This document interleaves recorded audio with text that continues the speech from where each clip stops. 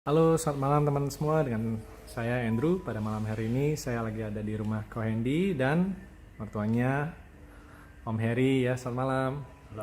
Malam hari ini kita mau bagi-bagi kisah ya tentang uh, Om Heri ketika kemarin awal tahun baru beliau sempat terkena COVID ya. Bisa diceritain sedikit mungkin Ko Hendy ya. Pas tanggal 30 Desember kemarin saya mengantar ini papa mertua saya, kita cek, kebetulan pas cek swab PCR ya, dan tanggal 30 itu dinyatakan positif. Nah hari berikutnya tanggal 31 Desember kita kontrol lagi ke rumah sakit dengan dokter parunya langsung, dan dokter paru menyarankan kita untuk CT scan supaya bisa kelihatan parunya persis seperti apa.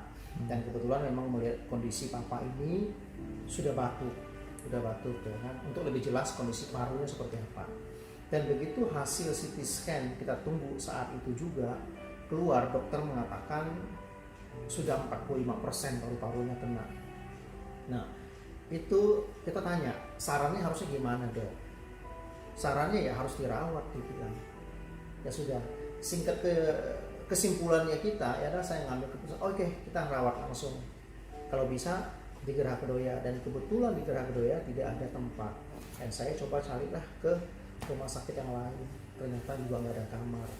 Akhirnya karena udah sore kita pulang, singkat kata kita cari-cari akhirnya dapatlah rumah sakit yang lain yaitu di Sintarolus. Besokannya akhirnya papa masuklah dirawat di Sintarolus itu tanggal 1 Januari pas tahun baru kemarin, masuk dirawat jam 10 pagi ya Pak ya, jemput pakai ambulans ya, dan baru dapat kamarnya itu karena harus proses, kita masuk UGD dulu dan proses masuk jam 4 baru dapat kamar dan sudah langsung masuk ke dalam kamar. Singkat kata setelah itu karena saya sendiri saya melihat kondisi papa udah kena 45% paru-parunya.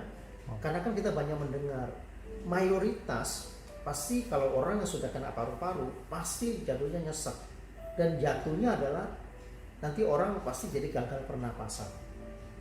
Jadi menurut saya pengobatan di rumah sakit itu agak susah, dan saya teringat Zellner itu untuk luka di luar aja yang boroknya gede aja dia bisa menumbuhkan daging, apalagi luka yang di dalam. Karena kan Zellner yang kita tahu dia tuh memperbaiki sel. Jadi saya langsung ingat, saya ngomong sama istri saya juga, ayo papa kita suruh minum banyak, jangan cuma 1 saset. Apalagi Zellner kan tidak ada overdosis, kita minum banyak makin bagus, makin cepat sembuh. Ya sudah, kita kasih suruh minum 4 saset. Jadi kita kirim masuk ya kan, kita juga takutnya kalau masuk bisa enggak ya, apakah disita apa enggak ya. Ya sudahlah, kita masukin lewat ngomong ini kirim makan. Yang penting kan pasien sendiri di dalam kan masih bisa pegang handphone, jadi kita bisa ya komunikasi cara bikinnya. Untungnya papa juga rajin minum. Singkat kata yang saya mau sharingkan adalah di hari yang pertama masuk ini swabnya kan hasilnya positif ya, hasil positif.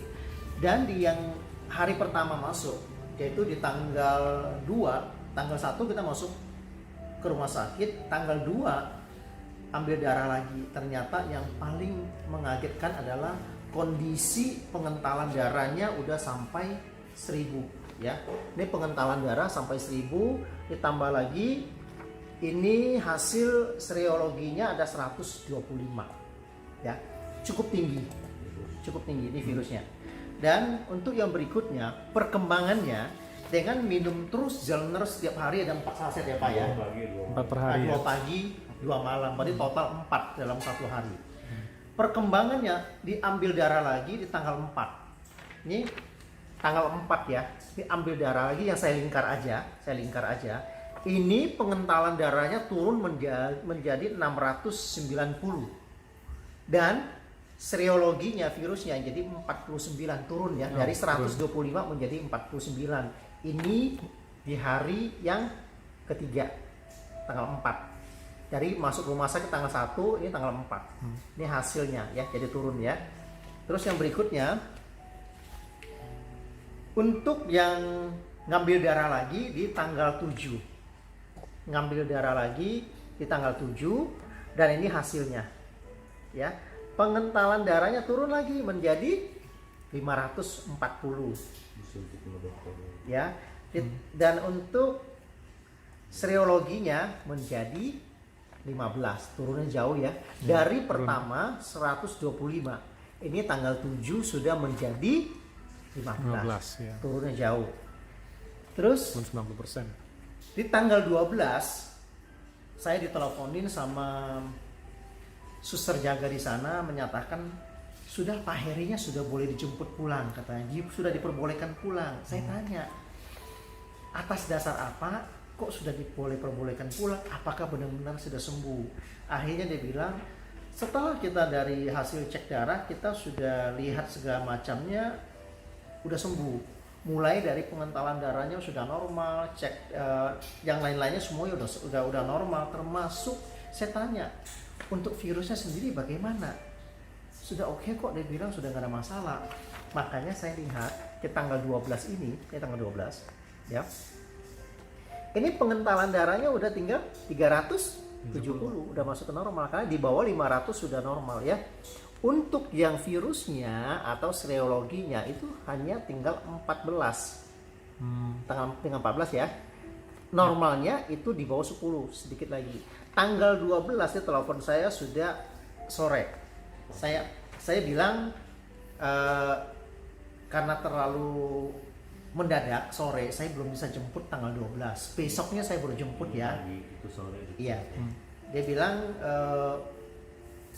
Dia bilang oke, nggak apa-apa, nggak masalah. Oke, besokannya saya jemput.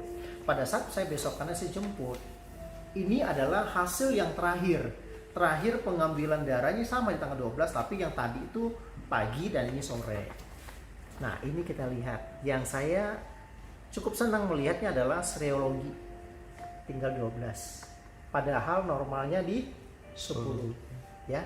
Inilah diperbolehkan pulang ya. Ini dasar ini diperbolehkan pulang, artinya dia sudah dinyatakan sembuh. Nah di sini usia papa itu umurnya 70 tahun. Dengan yang 70 tahun sebenarnya orang pada kaget. Hanya 12 hari, anggaplah kita ngomong 2 minggu, tapi sudah diperbolehkan pulang.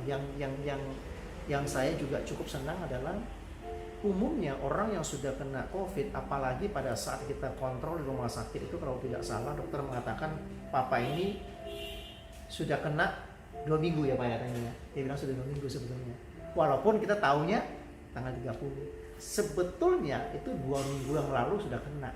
Makanya dia melihat sampai luka di paru-parunya udah sampai 45%. Umumnya orang akan sangat susah untuk bernafas, pasti nyesek. Tapi papa sama sekali nggak nyesek, itu kebantu.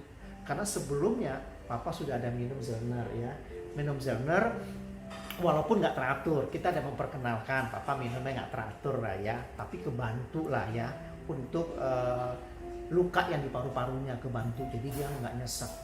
Dia papa pakai oksigen berapa? Dari tanggal 1 sampai lepas bisa nggak pakai hari ke-7 ya. Walaupun oksigennya udah bagus. Jadi satu tadi tidak mengalami sesak. Selalu ditanya sesak nggak, demam nggak, ditanya di tensi, temperatur juga biasanya panas meriang.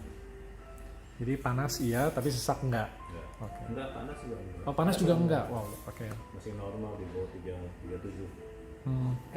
Kenapa sebenarnya papa ini kenapa tidak panas?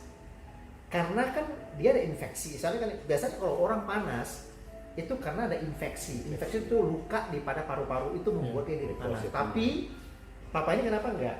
Karena kebantu penyembuhan di dalam paru-parunya, makanya dia tidak mengalami panas sebetulnya. Ini yang terjadi. Maka saya bilang sungguh luar biasa.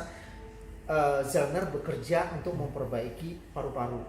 Karena yang paling dikhawatirkan virus itu adalah pada saat dia sudah menggerogoti, sudah melukai paru-paru. Itu yang sangat berbahaya karena sumber kehidupan kita ada di paru-paru. Kalau kita sudah nggak bisa bernafas, sudah itu udah susah ya. Nah di sini ketolong karena saya lihat perbandingan Papa dengan salah satu kerabat saya yang umur 50 tahun, sama kondisinya sama. Pada saat masuk rumah sakit juga sama, dia sesek, susah bernafas, saturasi oksigennya turun sehingga di bawah 80. Dia harus dipakai tabung oksigen terus-terusan. Tapi dia cuma hanya ikutin metode pengobatan dari rumah sakit. Sampai terakhir saya masih kontak beliau itu di hari ke-35. Dia masih di rumah sakit, terbaring di rumah sakit, tapi masih memakai tabung oksigen.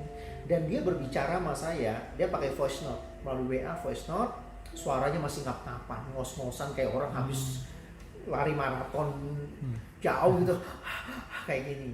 Tapi Papa sama sekali nggak begitu.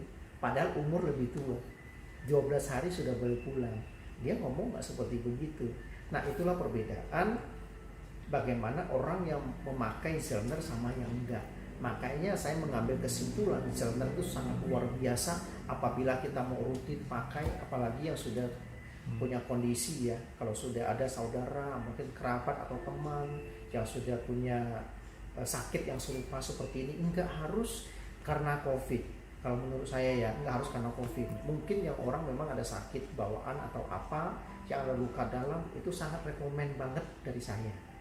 Ya, seperti itu mungkin. Jadi, mungkin kita juga ini bersyukur ya. Sangat bersyukur banget. Keluarga Ko Hendy sudah sempat diperkenalkan pada saat sebelum kejadian juga, tepat kalau boleh bilang di momen sama Betul. waktu juga bersama. Betul. Jadi bisa mengambil keputusan yang tepat. Betul.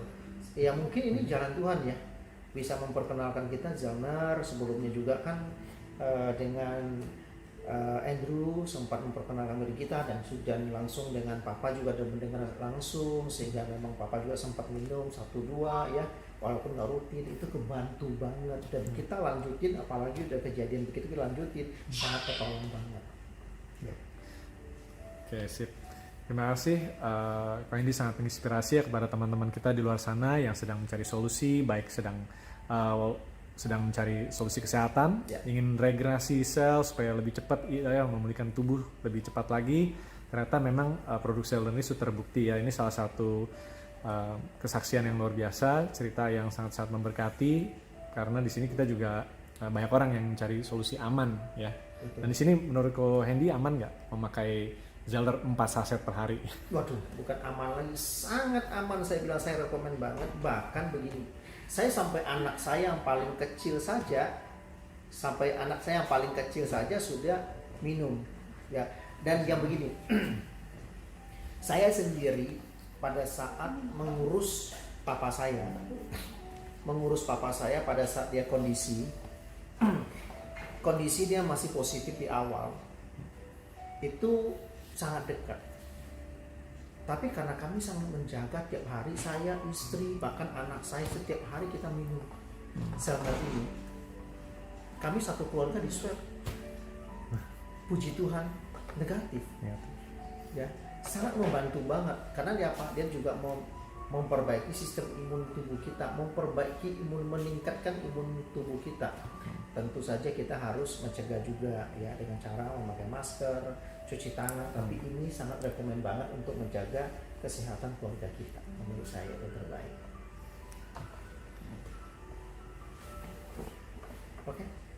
Oke, terima kasih Kak Hendy sekali lagi.